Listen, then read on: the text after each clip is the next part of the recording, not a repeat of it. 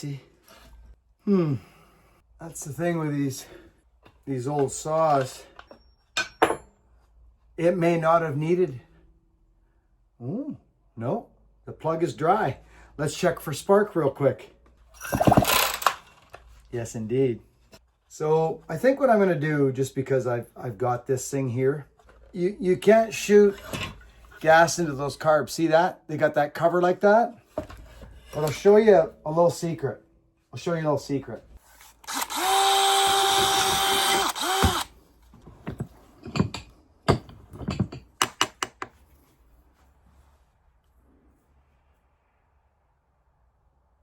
So what I'm going to do is I'm going to pull this off of here. I don't like doing this with a, there, it's done. It's too late now. We're going for it. So if you're wondering what I'm doing, I'll show you what I'm doing. There you go. So all I'm going to do is undo this.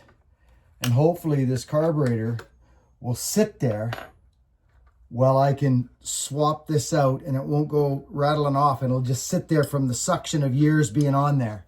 See this? I'll go like this. If I'm very careful. You see? Now, I've got to get these metal shavings off here quickly. You got to get these off there because you don't want metal going through your carburetor, friends. There we go. Just takes a second. But you got to get those burrs off of the inside of there. You see? Get those gone. Or you'll suck it through into your carburetor and you'll be angry because you'll wreck your saw. When all you were trying to do was make it easier to run your old Mac. There we go.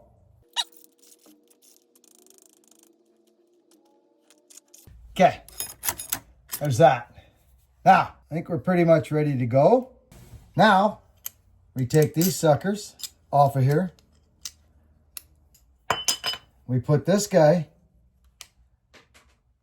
What was that racket? Oh, it was a washer. It was a washer. Now, friends, see this? Tighten her up.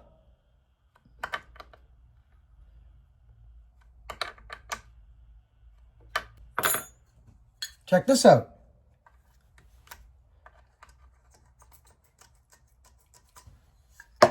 Let's see what happens now.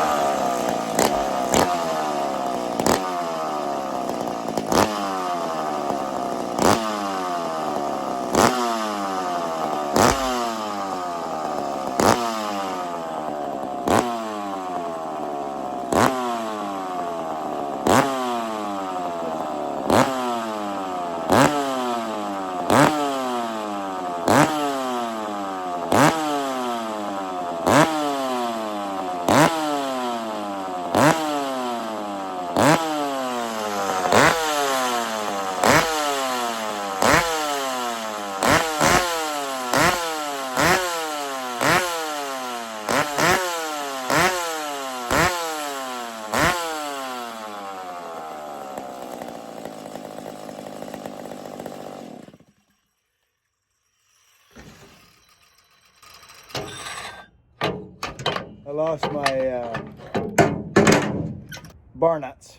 I kind of knew that would happen. There's one. I'll get my magnet out. I've got a magnet. So, did you guys hear how the saw how it got warm, blew all the smoke. This is a crazy saw, friends. Crazy. These are one of the best. And this one's solid, friends. It's solid. These 850s, I'm always impressed. Ready? Check this out. So it has a decomp button, right? Right? Watch. Check out these 850s. Look at. This is Mac. Now watch this.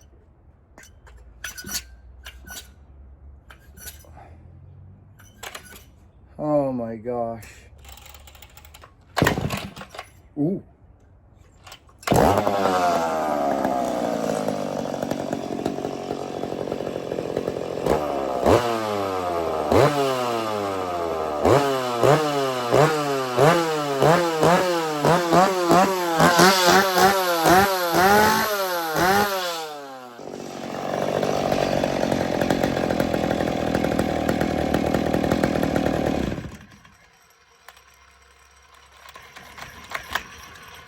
This thing's going back into rotation with a 32-inch bar on it.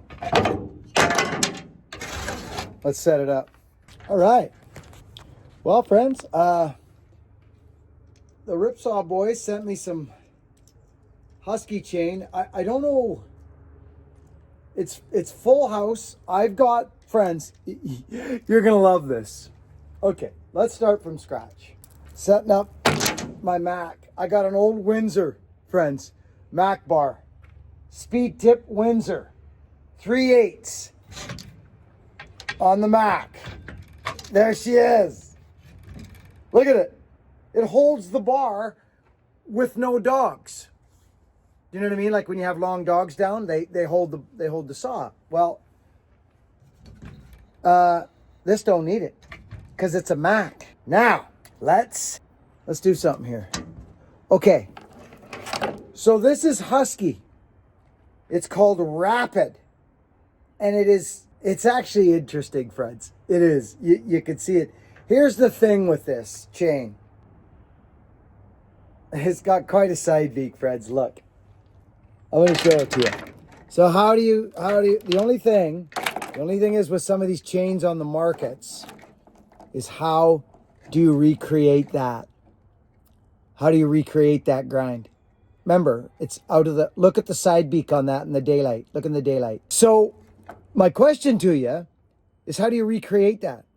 It looks to me it's going to be no, you're just not going to get that side beak in there. That's quite a side beak. That's very interesting to me. Oh, wow. No wonder this cuts. Oh, wow. So, friends, I hate to say it, but let me show you this. Look at that. Do you even look at your chain? Look at the top plate. Look at how sharp that top plate is, the angle of that top plate. This is a really nice grind, but I don't think you're recreating this with a round file. You would with a 3/16 maybe, or a 13/64, because look at the gullet left in the chain. See it? This gullet at the bottom. So just look at your chains, friends. Have a gander. Look at what you've got. How does it cut? Can you recreate it? Can you? Well, I'm going to tell you how this stuff cuts out of the box the next time we go cutting. Mac is funny. Look at these guys. They're mufflers. There we go. There she goes. 050, friends. 050. All right. There she is. She's on. Ooh. This is going to be fun. Let's make sure we're on. Yes, indeed we are. Let's line up our... Get our side plate on there. Let's get this lined up to where we think we're going to be golden here, which is right about there. This goes in here. Oh, well, would you look at that, friends? Albango. Got a nice set of dogs on here. Guys got to recreate some dogs for the Max, eh friends? I was going to do that years ago and I just never did. Here we go. I love Max.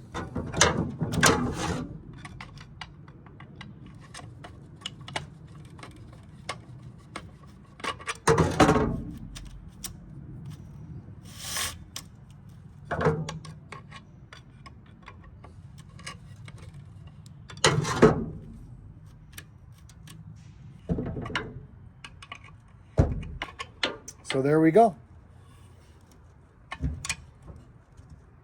What's that?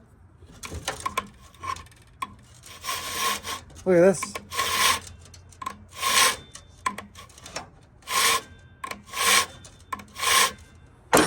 Husky.